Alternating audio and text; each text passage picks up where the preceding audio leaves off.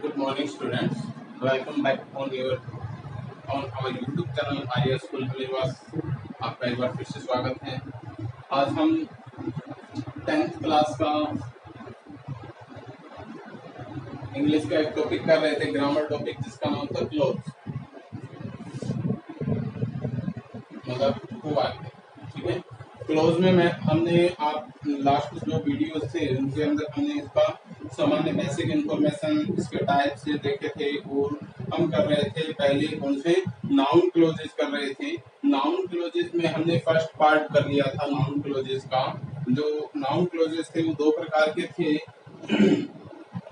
ठीक है, noun closes कितने प्रकार के थे? दो प्रकार के थे, क्वेश्चनल नाउन क्लोज और दूसरा था दैट नाउन क्लोज। तो क्वेश्चनल नाउन क्लोज हमने किया था जो दो टाइप का था, एक तो WH वर्ड नाउन क्लोज और दूसरा था अपना हेल्पिंग वर्ब नाउन क्लोज। हमने वो दोनों क्लियर कर लिए। उसके बाद इसका सेकंड पार्ट जो था, सेकंड पार्ट कौन सा था? That noun close. क्या था इसका? दैट, मैंने बताया था नाउन क्लोज दो प्रकार के होते हैं। जो पहला था क्वेश्चनल नाउन क्लोज और दूसरा था दैट नाउन क्लोज। तो अब हम देख रहे हैं that noun close, that noun close. अब इसके बारे में लिखेंगे क्या होता है that noun close. That noun close का मतलब होता है यह किसी दो सेंटेंस को, क्या होता है, ये किसी दो सेंटेंस को या दो स्टेटमेंट बोलते हैं, दो कथन जो होते हैं उन कथन को कंबाइंड करने के काम में आता है। यानी जो दो कथन होते हैं उनको जोड़ने के काम में आता है। तो लिख देंगे यहाँ पे, यह है दो स्टेटमेंट,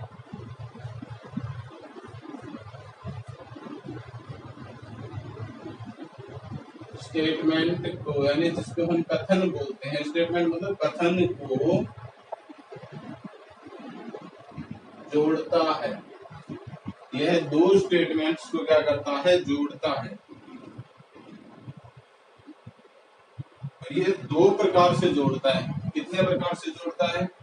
ये दो प्रकार से जोड़ता है। तो वो पहला टाइप क्या था? स्टेटमेंट तो जोड़ता है, दो टाइप से दो कथन है वो आपस में जोड़ता है। पहला क्या है? पहले किसी आधार पे जोड़ता है।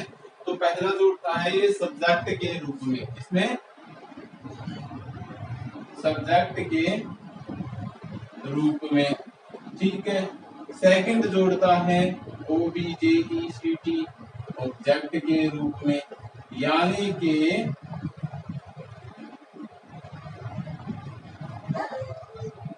यहाँ पे क्या बताया? सब्जेक्ट के रूप में और ऑब्जेक्ट के रूप में।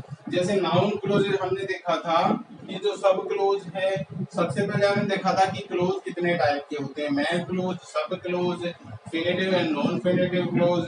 ठीक है ना, फेनेटिव और नॉन फेनेटिव क्लोज था। फिर वर्बलेस क्लोज था। लेकिन हमने क्या किया, मैन क्लोज को छोड़कर सेकंड सब क्लोज देखा, जो कि हमारे सिलेबस के अकॉर्डिंग है। सब क्लोज में हमने देखा कि नाउन क्लोजेस, रिलेटिव क्लोजेस, क्या क्या था? नाउन क्लोजेस था, रिलेटिव क्लोजेस था और अपना एडवर्ब क्लोज था। नाउन क्लोज, रिलेटिव क्लोज और एडवर्ब क्लोज, तीन क्लोज थे। तो हमने सबसे पहले नाउन क्लोज किया। नाउन क्लोज के अंदर हमने देखा कि दो टाइप की क्लोजेस हैं। एक तो कौन सा? क्वेश्चनल नाउन क्लोजेस और दूसरा था कौन सा? That noun clauses. Questional noun clauses भी दो प्रकार के थे। क्या थे? क्वेश्चनल जो नाउन क्लोज थे वो भी दो प्रकार के थे। वो कौन से थे? क्वेश्चनल नाउन क्लोज में जब हमने देखा तो उसमें हेल्पिंग वर्ब वाला और WH वर्ड वाला नाउन क्लोजेस। ठीक है, ये तो हो गया अपना कौन सा? क्वेश्चनल नाउन क्लोज। अब उसके बाद आया अपना दैट नाउन क्लोज। तो दैट नाउन क्लोज जो क्या है कि दो सेंटेंस, दो कथन जो होते हैं, दो वाक्यांत होते हैं, दो वाक्य होते हैं, उनको आपस में जोड़ता है। तो वो जोड़ने का टाइप क्या होता है? वो दो टाइप से जोड़ सकता है उसको, एक तो सब्जेक्ट के रूप में और दूसरा ऑब्जेक्ट के रूप में। अगर इन शॉर्ट हम क्लोज को एक बार दोबारा ठीक से समझें, ठीक है, मैं थोड़ा सा आपको वैसे समझा रहा हूँ। हमने पढ़ा क्लोज, क्लोज के टाइप पढ़े हमने चार। कितने टाइप पढ़े भाई? चार। फर्स्ट क्लोज कौन सा था? Man, man close. उसके बाद हमने देखा सेकंड सब क्लोज। उसके बाद हमने देखा third finite and non finite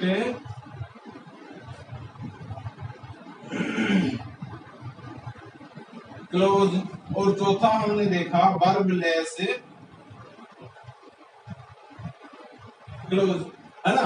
ये चार टाइप थे। अब हमने देखा मैन, फिनाइट और नॉन फिनाइट क्लोज और वर्बलेस क्लोज। ठीक है, मैन क्लोज यानी जो मुख्य वाक्य होता है उसको मैन क्लोज कहते हैं। ठीक है, सीधी सी बात है। ये सिलेबस में तो वैसे नहीं है, लेकिन वैसे सब्जेक्ट सिलेबस में ही मान लीजिए, क्योंकि जो अपना स्टेटमेंट होता है, जो अपना सेंटेंस होता है, सिंपल सेंटेंस होता है, वो मैन क्लोज कहलाता है, मुख्य वाक्य कहलाता है, क्योंकि उसका भी अपना एक करता है और अपना क्रम है। जैसे ही इज ए बॉय या फिर he is playing, he is playing मतलब उसका खुद का एक करता है, उसकी खुद की क्रिया है। ठीक है, उसके बाद हमने देखा सब क्लोज। अब सब क्लोज हमने क्या देखा? सब क्लोज को भी हमने तीन पार्ट में डिवाइड किया। ठीक है, कितने पार्ट में डिवाइड किया? तीन पार्ट में डिवाइड किया। सबसे पहले सब क्लोज कौन सा था? फर्स्ट क्या था सब क्लोज में? अपना नाउन क्लोज। क्या था? Noun close. ठीक है, सेकंड था रिलेटिव क्लोज। ठीक है, थर्ड अपना था कौन सा? Adverb close. ठीक है ना। तो ये अपने क्लोजेस थे। अब हम क्या पढ़ रहे थे भाई? नाउन क्लोज पढ़े सबसे पहले। नाउन क्लोज को भी हमने दो टाइप से डिफाइन किया। कितने टाइप से डिफाइन किया? टू टाइप से। यहाँ पे देखिए, पहला क्या था नाउन क्लोज में? पहला था क्वेश्चनल क्लोज और दूसरा अपना था दैट क्लोज, है ना। तो हमने देखा क्वेश्चनल क्लोज जब हमने पढ़ा तो हमें पता चला इसके भी टू टाइप्स है। ठीक है, एक तो WH वर्ड क्वेश्चनल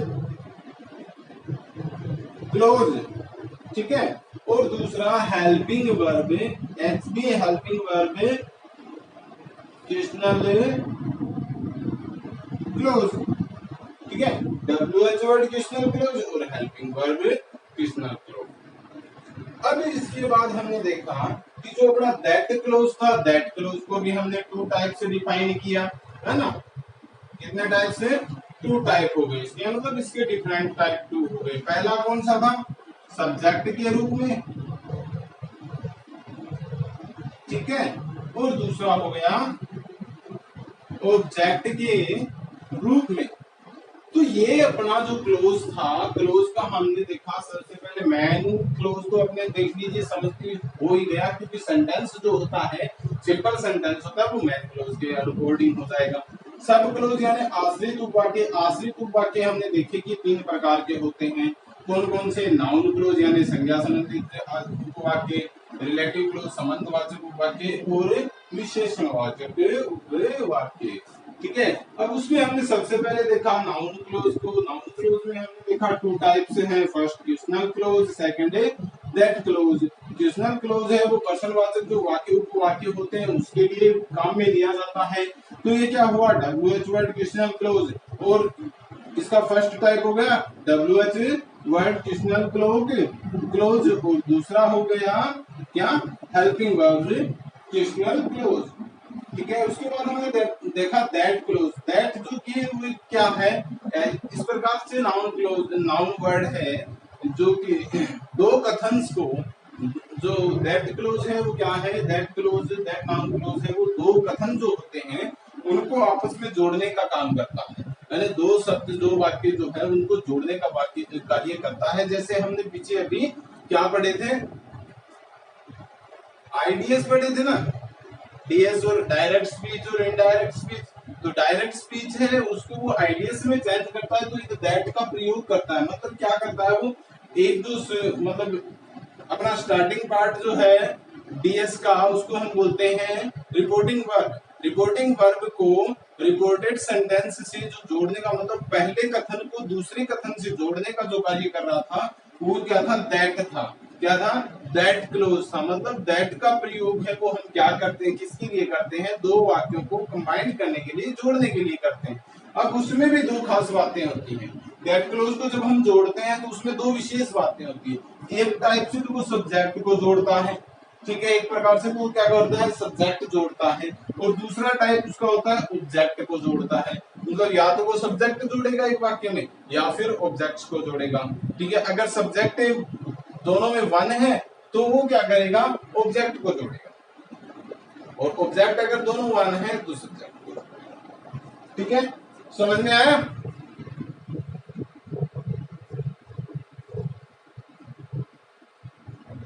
अब आगे बढ़ते हुए हम क्या करते हैं, इसको इस टेबल को मैं रिमूव कर देता हूं। ये टेबल शायद आपने ठीक से समझ ली होगी।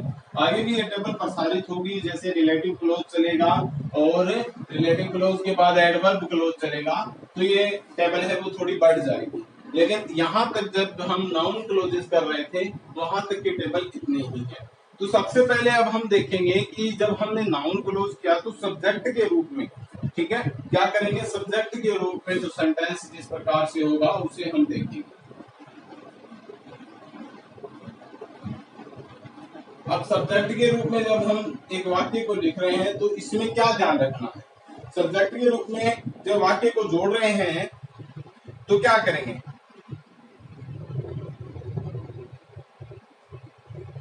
अब सबसे पहले हम देखेंगे दैट से वाक्य को स्टार्ट करते हैं। क्या करते हैं? दैट से वाक्य को स्टार्ट करेंगे। पहली बात बता दी गई है, क्या करेंगे? दैट से वाक्य को स्टार्ट करेंगे।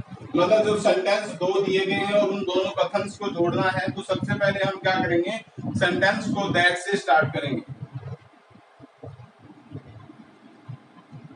अब क्या करेंगे? दैट के बाद मुख्य वाक्य को लिख देंगे। मुख्य वाक्य कैसे पता चलेगा?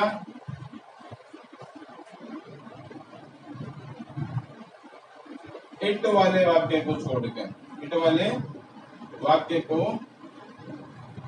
छोड़कर, इट वाले वाक्य को क्या करके?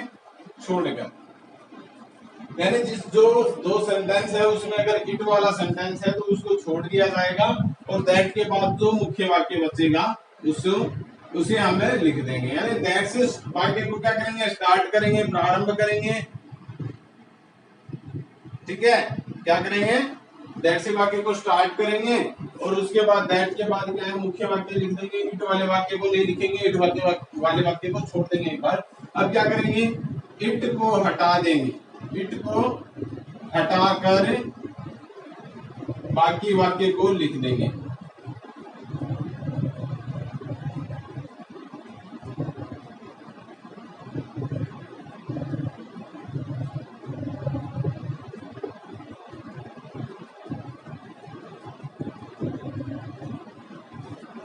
यानी इट वाला इट हटाकर क्या करेंगे? जो वाक्य बचता है उस वाक्य को लिख देंगे। ठीक है, दैट से स्टार्ट करेंगे, दैट के बाद मुख्य क्लोज को लिखेंगे यानी मुख्य सेंटेंस को लिखेंगे, और उसके तुरंत बाद क्या कर दिया जाएगा? इट को हटाकर बाकी सेंटेंस लिख देंगे। अब जब तक हम एक तो एग्जांपल नहीं करेंगे अपन को समझ में नहीं आएगा कि अपन ने लिख दिया क्या। ठीक है, एग्जांपल नंबर फर्स्ट देखेंगे। एग्जांपल नंबर फर्स्ट में अपन को एक सेंटेंस दिया गया है। सेंटेंस है it was clear, it was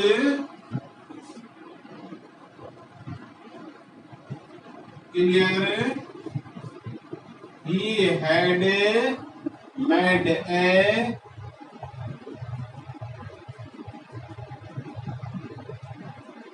mistake. क्या लिखा? It was clear, he had made a mistake. अब देखिए अपन को क्या बताया था, सबसे पहला अपन वही करेंगे जो इसमें बताया गया है। तो इसका आंसर करते समय हम क्या लिख देंगे? स्टार्टअप में दैट लिख देंगे। क्या लिख देंगे? दैट लिख देंगे। क्या लिख देंगे? दैट। ठीक है, दैट लिख दिया। इसके बाद क्या होता है? दैट के बाद मुख्य वाक्य को लिख देंगे इट हटाकर। ठीक है, that he had made a mistake. ठीक है, that he had made a mistake. क्या लिखा है?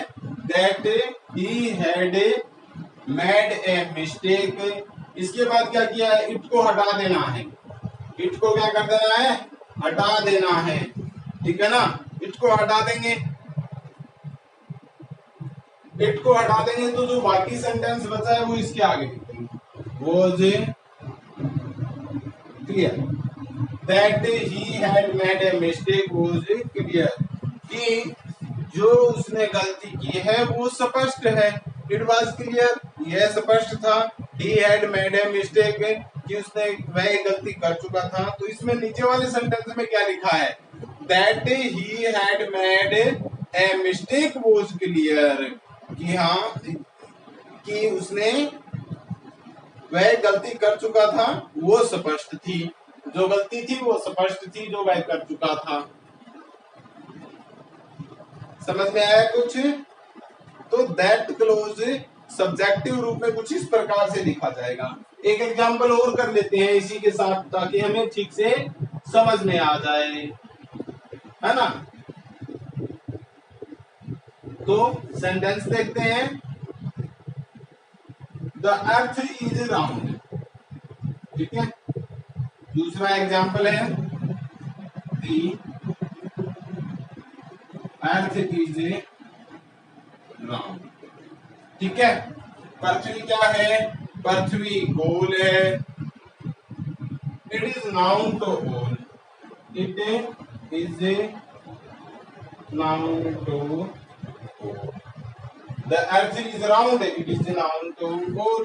पृथ्वी गोल है और ये क्या होता है? सभी के द्वारा यह जाना जाता है। ये लोग सभी जानते हैं इसके बारे में कि पृथ्वी गोल है। तो अब हमें क्या देखना है? तो ये देखना है कि इसमें मैन क्लोज, मैन सेंटेंस कौन सा है? मुख्य वाक्य ये है क्या? क्यों? क्योंकि इसके साथ इट नहीं है। जिसके साथ इट नहीं है वो मुख्य वाक्य। तो आंसर करते समय क्या करेंगे? सबसे पहले दैट प्रयोग करेंगे। That the earth is round, it को हटा देंगे। Is known to whole, is known to whole. ठीक है, क्या बताया? That the earth is round is known to whole. That earth is round is known to whole.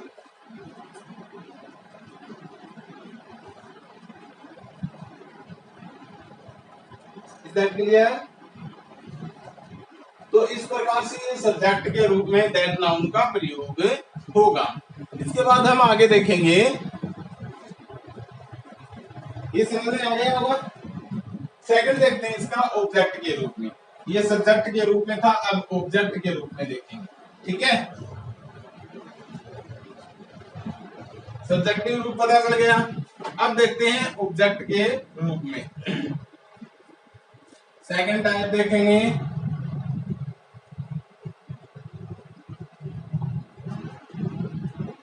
Object के रूप में।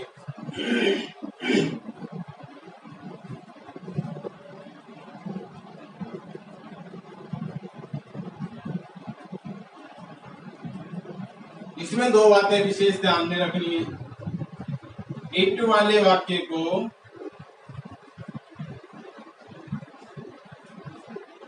पहले लिख देंगे।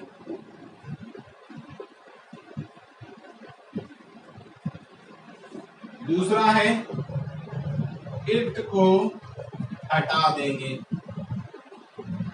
मतलब इट वाला वाक्य सबसे पहले लिखना है, लेकिन इट को क्या कर देना है, हटाकर लिखना है। ठीक है, क्या बात बताइए इसमें, क्या सबसे ज्यादा हमें ध्यान रखने वाली चीजें हैं कि सबसे पहले इट वाले वाक्य को लिखेंगे। अब जो हमने सब्जेक्ट के रूप में लिखा था उसमें तो इट वाला वाक्य पहले नहीं लिखा था, नहीं लिखा था ना, लेकिन इसमें क्या बताया गया है कि इट वाला वाक्य पहले लिख देंगे और इट को हटा देंगे। ठीक है,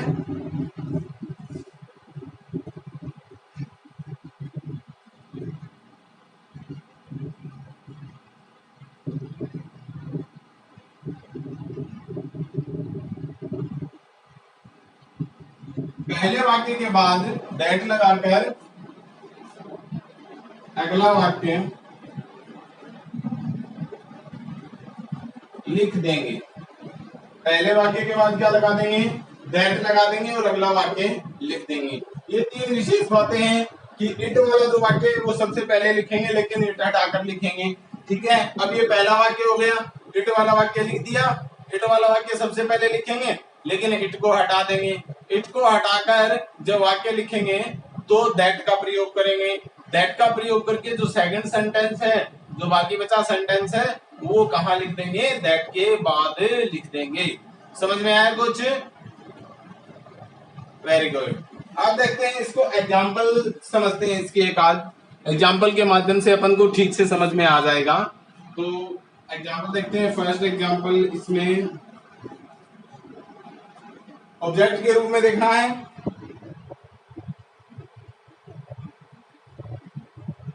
He accepted it. He accepted it. ठीक है, his son had made a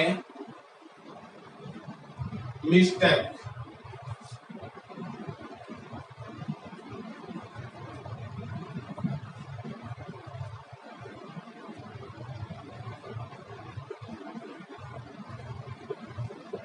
क्या लिखा?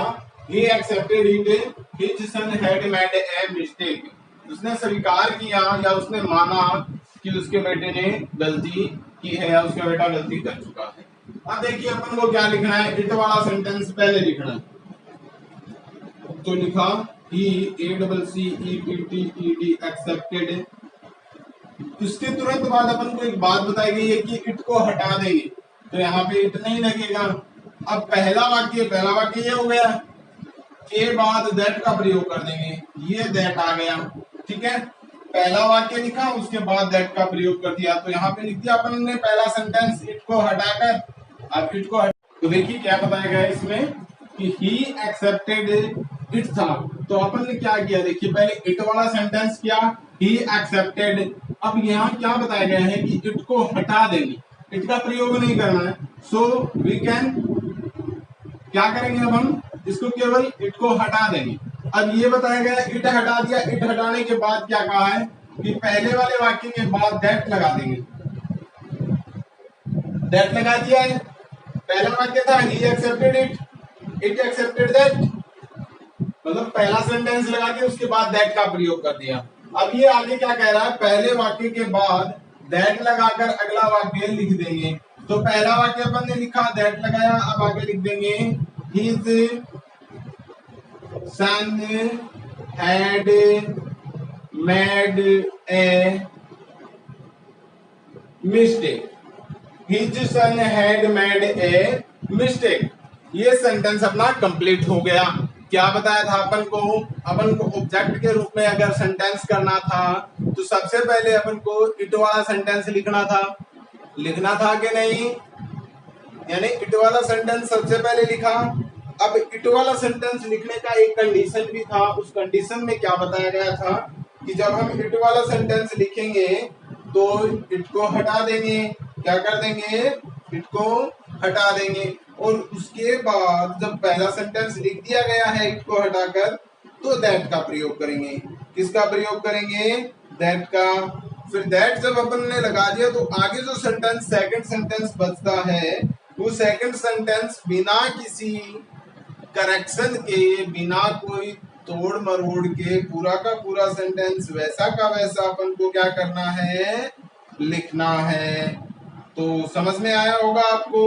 मैंने दोबारा इस बात को डिफाइन किया है कि जो अपन सेंटेंस बना रहे हैं वो सेंटेंस टू टाइप से है, एक तो सब्जेक्ट के रूप में और ऑब्जेक्ट के रूप में। अब जब ऑब्जेक्ट के रूप में अगर अपन सेंटेंस को कनेक्ट कर रहे हैं या जोड़ रहे हैं तो तीन बातें विशेषतः ध्यान रखनी है। क्या ध्यान रखना है, इट वाले सेंटेंस को पहले लिखेंगे विदाउट इट लिखे, यानी इट को न लिख कर इट वाला सेंटेंस लिख देंगे, यानी इट को हटा देंगे पूर्ण रूप से। ठीक है, उसके बाद जो दैट नाउन क्लोज है उस दैट को लिख देंगे। ठीक है, और दैट को लिखने के बाद नेक्स्ट जितना भी सेंटेंस बचता है विदाउट एनी करेक्शन पूरा का पूरा सेंटेंस लिख देंगे। तो इस प्रकार अपना ऑब्जेक्टिव रूप का दैट नाउन क्लोज है वो कंप्लीट हो जाता है। एक एग्जांपल और देख लेते हैं, ठीक से समझ में आ जाएगा।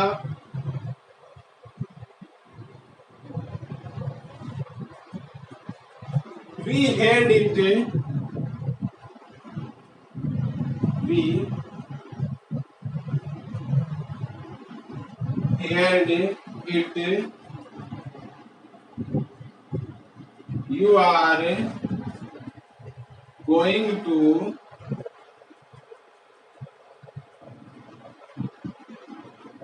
America, you are going to America, we had it, you are going to America। अब देखो अपन को वही करना है, सेंटेंस इट वाला लिखना है। ठीक है, सेंटेंस लिखा, वी हैड, इट को हटा दिया, दैट का प्रयोग किया और उसके तुरंत बाद पूरा सेंटेंस लिख दिया, you are going to America. ठीक है, क्या किया अपन ने, जो अपन को ऊपर इंस्ट्रक्शन दिए गए थे, इंस्ट्रक्शन निर्देश दिए गए थे, उन निर्देशों के अकॉर्डिंग अपन ने इसको चेंज किया। तो ये पूरा डिफाइनिंग रूप से कंप्लीटली अपना जो ऑब्जेक्टिव दैट नाउन क्लोज था वो कंप्लीट हो गया। सेंटेंस ये था, we heard it, you are going to America. अपन ने इसको ट्रांसलेट किया, अपन ने इसका आंसर किया किस प्रकार से, वी हेयर्ड, इट को हटा दिया, दैट का प्रयोग किया और दैट का प्रयोग करने के बाद नेक्स्ट जो सेंटेंस था पूरा का पूरा एज इट इज लिख दिया।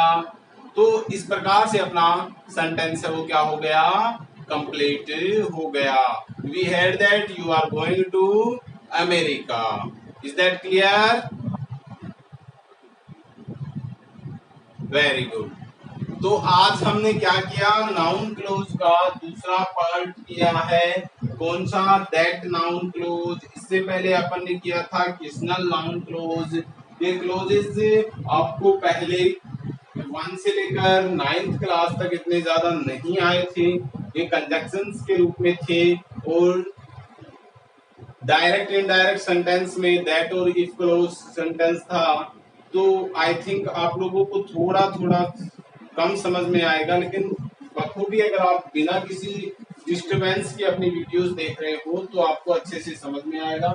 मैं आपको बिल्कुल छोटा छोटा पार्ट करके अलग अलग हिस्से में समझा रहा हूँ ताकि आपको कोई परेशानी न हो। और फिर भी अगर कोई क्वेश्चन हो या कोई समस्या हो तो आप कमेंट बॉक्स में डाल सकते हैं वो अपना question. I will try to give answer as possible as early. जितना शीघ्र हो सकेगा मैं उसका आंसर आप तक पहुंचाने की कोशिश करूंगा। आप सभी को धन्यवाद जो आप अपना समय निकालकर स्टडी की तरफ भी ध्यान दे रहे हो, पढ़ाई कर रहे हो। और पढ़ाई करना भी चाहिए, अच्छा है, क्योंकि जो अपना फिलहाल का जो दौर चल रहा है वो बहुत ही भयानक है। इस कारण अपनी स्टडी बहुत ज्यादा बैकवर्ड जा रही है, बहुत ज्यादा पिछड़ रही है। सो मैं आपसे रिक्वेस्ट करता हूँ, आग्रह करता हूँ मेरी तरफ से, पूरे विद्यालय की तरफ से और खास तौर से आपके पेरेंट्स की तरफ से कि प्लीज आप जब भी मोबाइल लेकर बैठें, पढ़ाई करने के लिए बैठें, अन्य किसी भी प्रकार के कोई भी सोशल अट्रैक्शन की तरफ न जाएं। सोशल अट्रैक्शन बहुत ज्यादा आपके स्टडी को डिस्टर्ब करेगा और जो आपकी ड्रीम्स हैं उन ड्रीम्स को रेंट कर देगा, उनको तबाह कर देगा, दफना देगा। तो आप सभी से आशा करूंगा कि जो बातें मैंने आप लोगों को बताई हैं आप उस पर खरे उतरेंगे और अपनी स्टडी को पूरा समय देंगे। अगर आप अपनी स्टडी को पूरा समय दोगे तो बेशक आप अपने जीवन में बहुत सारी सफलताएं पाओगे। So thank you all of you. Thank you for watching our videos. Have a nice day. Goodbye all of you.